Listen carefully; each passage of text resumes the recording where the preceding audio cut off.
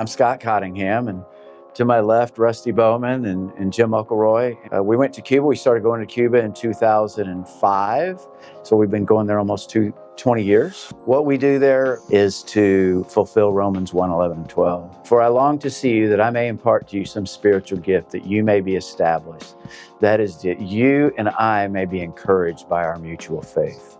Our brothers and sisters down there at the seminary, the leaders, those that are actually going through the seminary. There's 3 levels going through the seminary: a certificate program, a bachelor's program, and a master's program. And they all have students in every level. But to go down there and encourage them, take much needed supplies that are not available to them, and to just love on them and encourage them and let them know that they're not going through this alone. A lot of the funds that go from our missions committee, from our missions giving to Cuba, are used simply to buy the things that they need that they don't have. If we need something like a stick of deodorant, we just run to Walmart. If we need a bottle of Tylenol, we run to Walgreens or CVS. They don't have that luxury because those things simply don't exist down there on what's called the white market or the government stores.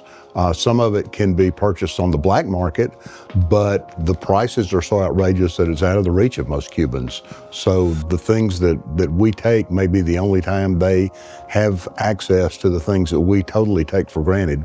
The statistics for divorce in Cuba are the same as they are for the United States. So you would think not having the things that we have and not having the distractions we have, but that the family would be closer and more protected from that. But they're not. They're not. They have the same temptations. They have the same problems that the church, or we do in America. Cuba is like most third world countries. The people are desperately poor.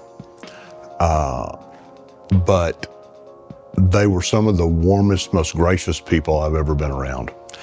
And the churches were so welcoming. Their worship was so on fire. They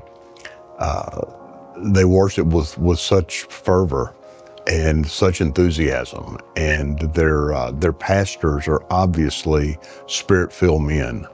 Very much different than it is in the West. There's a lot of established ministry in the West. There's very little in the East.